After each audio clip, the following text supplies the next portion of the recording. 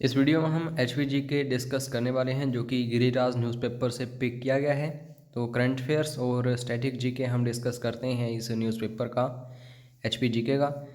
तो ध्यानपूर्वक वीडियो को लास्ट तक देखना क्योंकि यहाँ से काफ़ी सारे क्वेश्चंस एग्जाम में लगातार आ रहे हैं। बाकी जो भी आपके डाउट्स हों, क्वेरीज हों, क्वेश्चंस हों, कोई फीडबैक हो, आप हमें व्हाट्सएप कर सकते हैं। और मेक श्योर कर लेना कि जो भी आपके अपकमिंग एग्ज़ाम्स हैं उनके लिए आपकी अच्छी सी तैयारी है या नहीं। कोई भी प्रॉब्लम आ रही है या फिर आप हमारी टीम की गाइडेंस में तैयारी करना चाहते हो तो पेड क्रैश कोर्स जरूर ज्वाइन करना। इसमें daily PDFs, daily online mock test series, books PDFs, notes PDFs, previous year question papers, phone call support videos सब कुछ मिलेगा। कितनी फीस है, कितनी वैलिडिटी रहेगी, अधिक जानकारी के लिए ज़रूर संपर्क करें। तो सबसे पहला क्वेश्चन जो इस साल का ही आप समझ लो सबसे इम्पोर्टेंट क्वेश्चन है, अटल सुरंग की नींव कब रखी गई थी। अब 3-4 क्वेश्चंस बनेंगे इस सुरंग से रिलेटेड, उन सभी को हम कवर करने वाले हैं। तो फर्स्ट ऑफ ऑल आपको पता होना चाहिए कि नींव कब रखी गई थी। डजेंट मैटर कि इसकी परिकल्पना कब की गई थी, डजेंट मैटर कि इसका जो उद्घाटन है कब किया गया। मोस्ट इम्पोर्टेंट होता है किसी भी चीज़ की नींव कब रखी गई थी। तो बिल्कुल सही आंसर जो है दोस्तों, 2010 में सोनिया गांधी ने इस सुरंग की नींव रखी थी। और उस समय ये एक्सपेक्टेड किया गया था कि 8-9 किलोमीटर के आसपास इस सुरंग की लेंथ होगी। और पुलिस का एग्ज़ाम हो चुका है रिसेंटली, एक उसमें क्वेश्चन पूछा गया था पिछले साल। तो उस समय 8.8 किलोमीटर इसकी लेंथ थी, लेकिन अब ये लेंथ जब कंप्लीट हुई तो 9.2 किलोमीटर बन गई है। तो पजल नहीं होना है, एग्जामिनर काफ़ी पजल करेगा आपको आने वाले एग्जाम्स में। लाहौल घाटी में ये बनी सुरंग है, तो क्वेश्चन ये भी आ सकता है।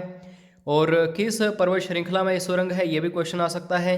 पीर पंजाल पर्वत श्रृंखला याद रखो। और परिकल्पना इसकी की गई थी अटल बिहारी वाजपेयी जी के द्वारा। तो यहाँ से क्वेश्चन पक्का आएगा क्योंकि अटल बिहारी वाजपेयी जी के नाम पर ही ये सुरंग है। और इसका आकार कैसा है, ये भी क्वेश्चन आ सकता है हाई लेवल एग्जाम्स में। घोड़े के नाल की आकार की ये सुरंग है। तो मुझे नहीं लगता कि कोई भी क्वेश्चन मैंने छोड़ा है।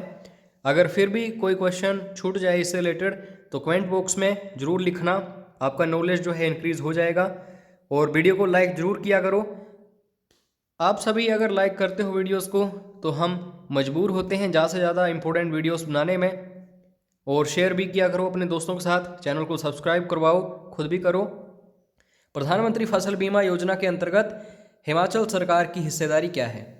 तो दोस्तों केंद्र सरकार की योजना है, लेकिन हिमाचल सरकार भी इसमें काफ़ी बड़ी भूमिका निभा रही है। और प्रधानमंत्री फसल बीमा योजना जो है, इसमें अगर हम हिस्सेदारी की बात करें तो केंद्र सरकार की 50% हिस्सेदारी है और हिमाचल सरकार की भी 50%।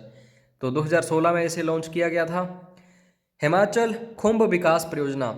अब जिनको खुंब के बारे में मालूम होगा थोड़ा भी, वो समझ जाएंगे कि मशरूम से संबंधित ये परियोजना है। तो हिमाचल खुंब विकास परियोजना के अंतर्गत बजट 2020-21 में कितना अनुदान प्रावधान किया गया है। तो अनुदान को सब्सिडी हम बोल सकते हैं। तो बेसिकली जो भी किसान करना चाहते हैं खुंब परियोजना के अंतर्गत कृषि, तो उनके लिए 32 लाख रुपए तक की सब्सिडी जो है ये प्रोवाइड करवाई जा रही है। उसके बाद नेक्स्ट क्वेश्चन, मुख्यमंत्री खेत संरक्षण योजना। अब दोस्तों बड़े ध्यान से देखना क्योंकि काफ़ी सारे या फिर 100% स्टूडेंट्स इसमें पजल होते हैं। काफ़ी सारे स्टूडेंट्स को यह पता नहीं होता कि मुख्यमंत्री खेत संरक्षण योजना जो है ये एक व्यक्ति को दी जा रही है या फिर एक गांव को दी जा रही है।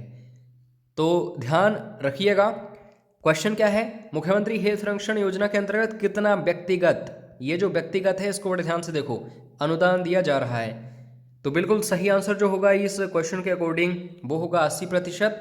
अगर पूरा गांव इस योजना का लाभ उठाना चाहता है तो 85% सामूहिक उन्हें क्या मिलेगा, अनुदान या फिर सब्सिडी। तो इन चीज़ों को देख लेना, यहीं पे पजल होते हैं ज़्यादा से ज़्यादा स्टूडेंट्स। और मुख्यमंत्री खेत संरक्षण योजना जो है आप सभी को पता है, इसमें बेसिकली सौर ऊर्जा जो है उसका इस्तेमाल किया जाएगा। करंट वगैरह जो भी आवारा पशु होंगे उनके लिए इसकी अरेंजमेंट की जाएगी। मुख्यमंत्री रोशनी योजना, ये भी मोस्ट इम्पोर्टेंट है क्योंकि काफ़ी गांव ऐसे भी हैं हिमाचल प्रदेश में जहां पे बिजली जो है अभी तक पहुंची नहीं है। हालांकि 1988-89 में ही हिमाचल प्रदेश जो है ये 100% इलेक्ट्रिसिटी वाला एक राज्य बन गया था। लेकिन नए घर बनते हैं या फिर बैकवर्ड इलाके में जो लोग हैं, गरीबी बढ़ रही है, तो अभी तक उन्हें कनेक्शंस नहीं मिले हैं। इसलिए मुख्यमंत्री रोशनी योजना जो है ये शुरू की गई थी। तो दोस्तों इसमें लक्ष्य रखा गया है कि कितने कनेक्शंस हमें बिजली के देने हैं। तो बिल्कुल सही आंसर जो है ये जो ए ऑप्शन है 17,550 कनेक्शंस, ये याद रखो। और गैस कनेक्शन के लिए हिमाचल सरकार की जो योजना है मुख्यमंत्री गृहिणी सुविधा योजना, उसको भी याद रखो, क्योंकि हिमाचल प्रदेश 100% एलपीजी वाला एक राज्य बन गया है। हर घर तक एलपीजी पहुंच चुकी है आज के समय में।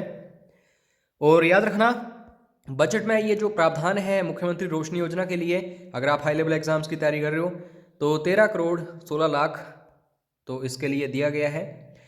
उसके बाद दोस्तों ये जो सामाजिक सुरक्षा पेंशन है ये विभिन्न वर्गों में दी जाती है। जैसे कोई विधवा होगी तो 1,000 रुपये मिलेगा, अगर कोई अपंग होगा या फिर बीमारियों से ग्रस्त कोई होगा, ट्रांसजेंडर होगा, तो उन्हें अलग राशि दी जाती है। अगर कोई जैसे सपोज करो 70 सालों से ऊपर है तो उसको 1,500 रुपये मिलते हैं जो बुजुर्ग होते हैं। तो बेसिकली यहाँ पे क्वेश्चन पूछा गया है हिमाचल सरकार अपंग व्यक्तियों, कुष्ठ रोगियों, ट्रांसजेंडर को कितनी राशि पेंशन के रूप में प्रदान कर रही है। तो आप सभी को याद रखना है ये राशि है 850 रुपये प्रति माह। तो 3 सेगमेंट्स जो है मैंने आपको बता दिया, 850, 1,000 और 1,500। उसके बाद नेक्स्ट क्वेश्चन मोस्ट इंपॉर्टेंट है, ये क्वेश्चन हाई लेवल एग्जाम्स में काफ़ी पूछा जाता है। और दोस्तों आपको बताना चाहता हूँ हाई लेवल और लो लेवल कुछ भी नहीं है। आजकल एग्ज़ाम्स में क्वेश्चंस का लेवल इंक्रीज़ हो रहा है। हाल ही में हमीरपुर रोड में कुछ एक एग्ज़ाम्स हुए हैं, उनमें HPGK का लेवल जो है वो हाई रखा गया है।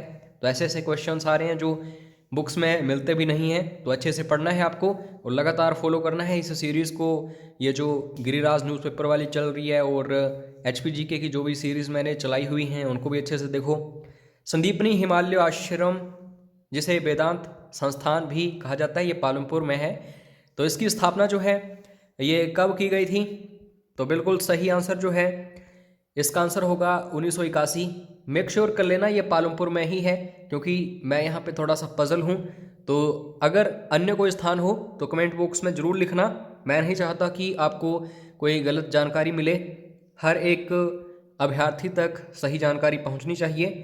बाबा भालकू संग्रहालय किस जिले में है? पता नहीं कितनी बार क्वेश्चन पूछा जा चुका है। अब दोस्तों काफ़ी इंटरेस्टिंग फैक्ट्स हैं इससे रिलेटेड, क्योंकि जब कालका शिमला रेलवे लाइन जो है ये शुरू हुई थी, इसका काम शुरू हुआ था, तो यहाँ पे काफ़ी सारे इंजीनियर्स वगैरह आए थे। उन्हीं में से एक सुरंग बड़ोग है।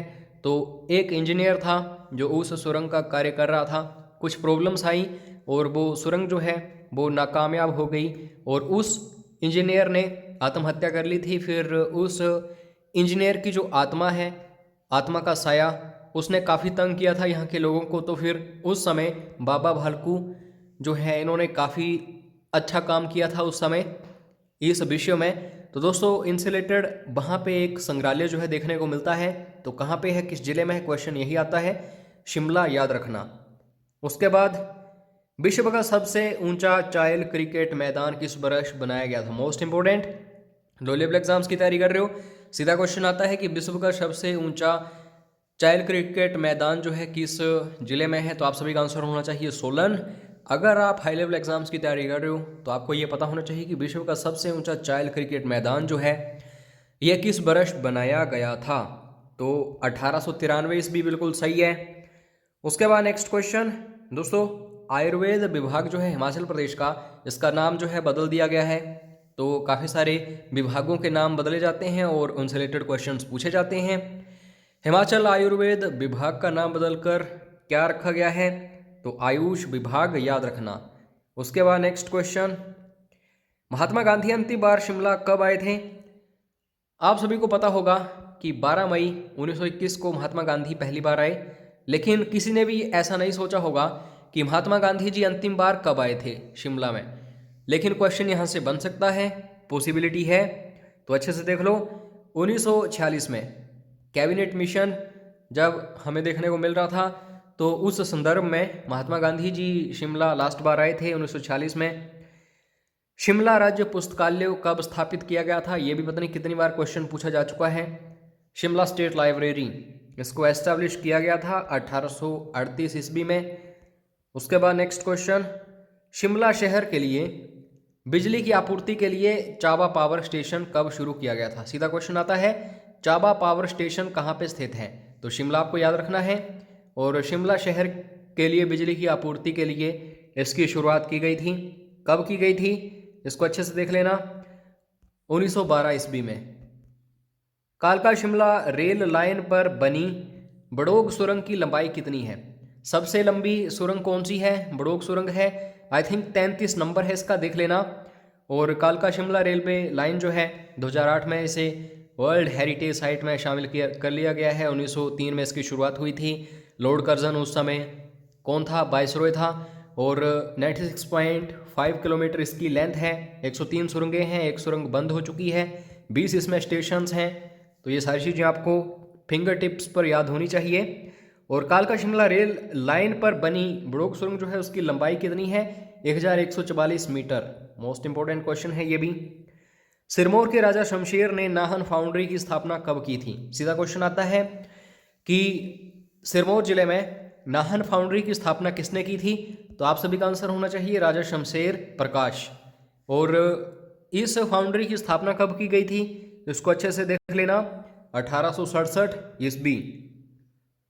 उसके बाद दोस्तों मंदिर जो है, एक क्वेश्चन पूछा ही जाता है, किसी मंदिर का नाम पूछा जाता है और बोला जाता है कि किस जिले में है। या फिर हाई लेवल एग्जाम्स की तैयारी कर रहे हो तो स्थापत्य शैली या फिर आर्किटेक्चरल स्टाइल पूछा जाता है किसी भी टेम्पल का। तो भूरेश्वर महादेव मंदिर जो है दोस्तों किस जिले में है? भूरेश्वर महादेव मंदिर हमें देखने को मिलता है सिरमौर जिले में। उसके बाद मंडी का अंतिम राजा कौन था? यह भी मोस्ट इंपॉर्टेंट क्वेश्चन है, क्योंकि दोस्तों जब हमें मंडी षड्यंत्र देखने को मिला था तो जोगेंद्र सेन जो है ये दत्तक पुत्र था रानी खैरगढ़ी, आपको पता ही होगा। तो भवानी सेन, ये भी पता होगा आपको। जोगेंद्र सेन 1902 ईस्वी से लेकर के 1948 तक ये इनका रहा समय, तो आपको अच्छे से याद रखना है। इन्हीं के समय में मंडी जो है ये हिमाचल प्रदेश का हिस्सा बनी थी।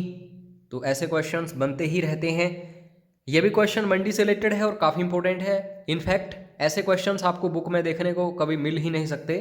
सर आर्थर मिल्स ने मंडी में घंटाघर की स्थापना की थी। तो कब की थी? आप कभी भी मंडी जाओ तो घंटाघर देखिए, आपको वहाँ पे देखने को मिलेगा। इसकी स्थापना की थी किसने? अंग्रेज था ये, सर आर्थर मिल्स। तो इसकी स्थापना की गई थी 1934 में।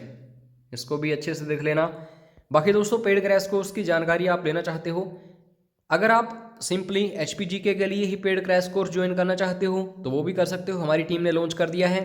अगर आप किसी भी एग्ज़ाम के लिए इस कोर्स को ज्वाइन करना चाहते हो तो वो भी हमने लॉन्च किए हुए हैं हिमाचल की हर एक परीक्षा के लिए। तो इस वीडियो की फ्री PDF फाइल आपको व्हाट्सएप पर मिलेगी, ज़रूर मैसेज कर लेना। चैनल को सब्सक्राइब करने के लिए, वीडियो को लाइक करने के लिए, वीडियो को शेयर करने के लिए धन्यवाद। जय हिंद, जय हिमाचल।